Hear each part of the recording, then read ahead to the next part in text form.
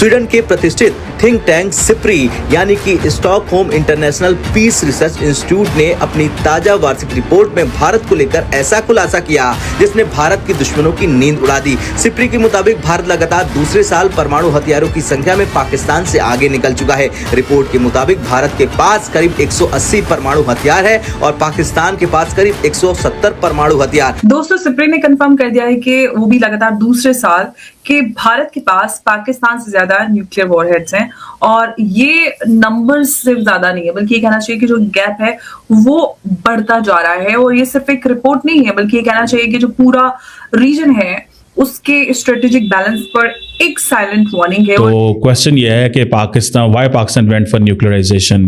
क्यों दुनिया में जो ग्रेट पावर्स हैं वो न्यूक्लियर वेपन्स हासिल किए, भारत ने क्यों किया, पाकिस्तान ने क्यों किया?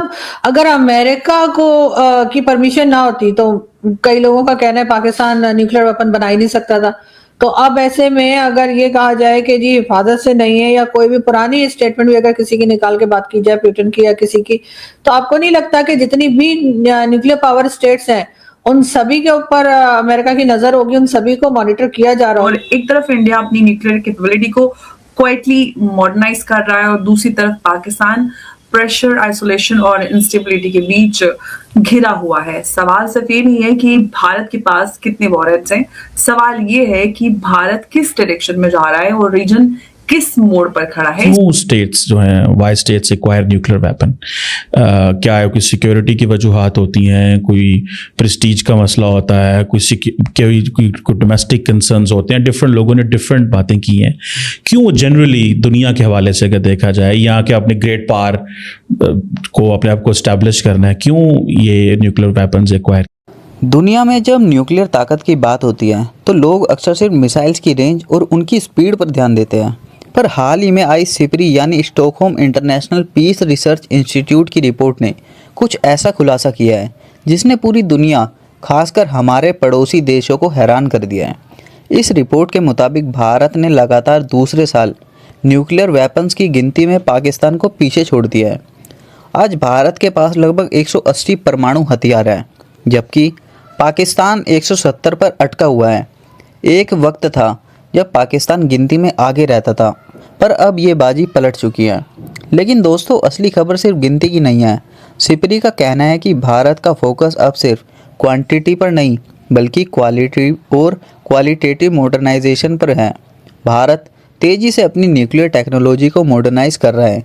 हम अब पहले से कहीं ज़्यादा प्योर और एफिशिएंट फिसाइल मटेरियल बनाने में कामयाब हो चुके हैं। अब सवाल ये उठता है कि फिसाइल मटेरियल इतना इम्पोर्टेंट क्यों है? सीधी भाषा में कहें तो मिसाइल सिर्फ एक डिलीवरी सिस्टम है, लेकिन फिसाइल मटेरियल उसकी असली आत्मा है। बिना सही क्वालिटी के फिसाइल मटेरियल के कोई भी मिसाइल सिर्फ एक लोहे का धब्बा ही है। भारत ने अपनी टेक्नोलॉजी में इतनी बड़ी छलांग मारी है कि अब हम कम रिसोर्सेज का इस्तेमाल करके भी पहले से कई गुना ज़्यादा ताकतवर और असरदार न्यूक्लियर वेपन्स तैयार कर सकते हैं।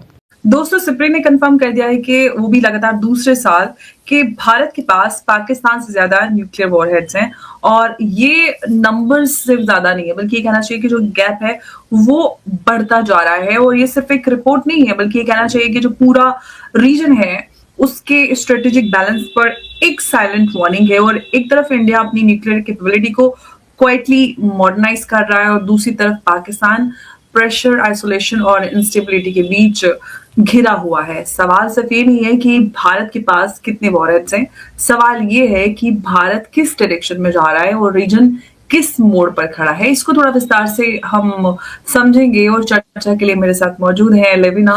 लगातार हमारे शो पर आते हैं, रेजिडेंट न्यूज की एडिटर है। बहुत स्वागत है लेविना, नमस्कार। चाहे thank you so much Amber, thanks once again. This is a very interesting topic. I thought कि सिप्री एंड न्यूक्लियर वॉरहेड्स क्योंकि जैसे आपने कहा पाकिस्तान की इकोनॉमी बैड से वर्स की ओर जा रही है। इनके न्यूक्लियर डिफेंस पैक्ट्स भी हुए हैं शायद सऊदी के साथ।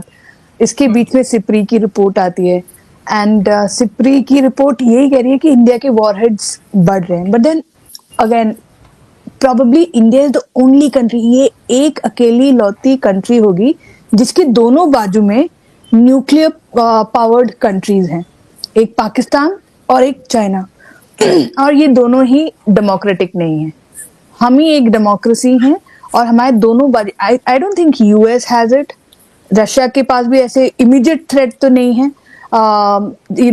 China maybe China can say, but then not like as aggressive Russia. I am sure Russia और चाइना का ऐसा इश्यू नहीं है कि कल ही न्यूक्लियर वॉर हो जाए।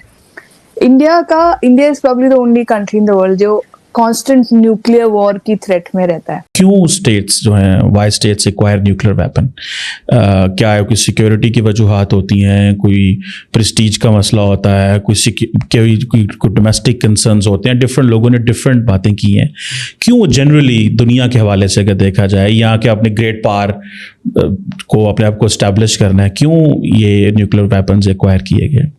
जी, ये तो बहुत सारी वजूहत होती है किसी भी स्टेट को जब वो न्यूक्लियर वेपन्स की तरफ जाते हैं, लेकिन जनरली जब हम सोशल साइंसेस के अपने पर्सपेक्टिव से हम देखते हैं तो 3 मेजर जो वजूहत हैं, जो रीजंस है, जिसको हम ड्राइवर्स कहते हैं कि प्रोलिफरेशन ड्राइवर्स या न्यूक्लियर ड्राइवर्स क्या है।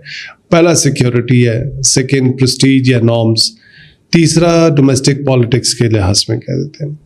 जो सिक्योरिटी, आप जिस भी स्टेट का अगर नैरेटिव पढ़े, यूएस का हो जाए या सोवियत यूनियन का हो जाए, जब उन्होंने शुरू किया था चाइना को, सब स्टेट्स ने कहा कि जी सिक्योरिटी हमारी जो है उसकी वजह से हम न्यूक्लियर वेपन्स बना रहे हैं।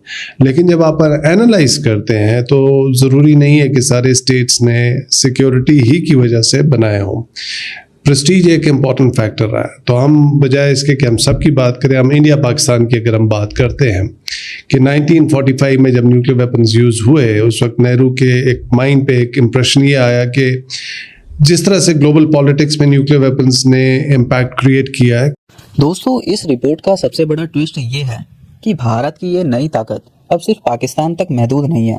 भारत की न्यूक्लियर कैपेबिलिटी अब धीरे धीरे चाइना के लेवल को मैच कर रही है।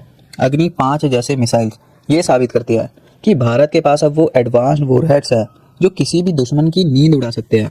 जहां पड़ोसी देश अब भी पुराने तरीकों और पुरानी टेक्नोलॉजी पर अटके हुए हैं, वहीं भारत ने न्यूक्लियर अर्सेनल को इतना मॉडर्न बना लिया है कि हम टॉप लीग यानी अमेरिका और रशिया की बराबरी की तरफ बढ़ रहे हैं।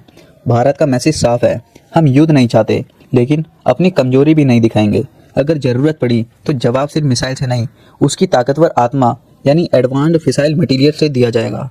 दोस्तों, पाकिस्तान और भारत दोनों अलग ही पोजीशन में है। भारत की इकोनॉमी काफ़ी अच्छी चल रही है, काफ़ी तेज़ी से ग्रो कर रही है। इस वजह से भारत जो है अपने न्यूक्लियर वेपन पर काफ़ी ज़्यादा इन्वेस्ट कर पा रहा है, मॉडर्नाइज कर पा रहा है। लेकिन पाकिस्तान 170 पर अटका हुआ है। क्यों? उसकी सारी वजह है फॉरेन पॉलिसी और इकोनॉमिक स्टेबिलिटी। जहाँ पर इकोनॉमिक स्टेबिलिटी और ग्रोथ नहीं होगी वो देश अटक जाता है, जैसे कि पाकिस्तान।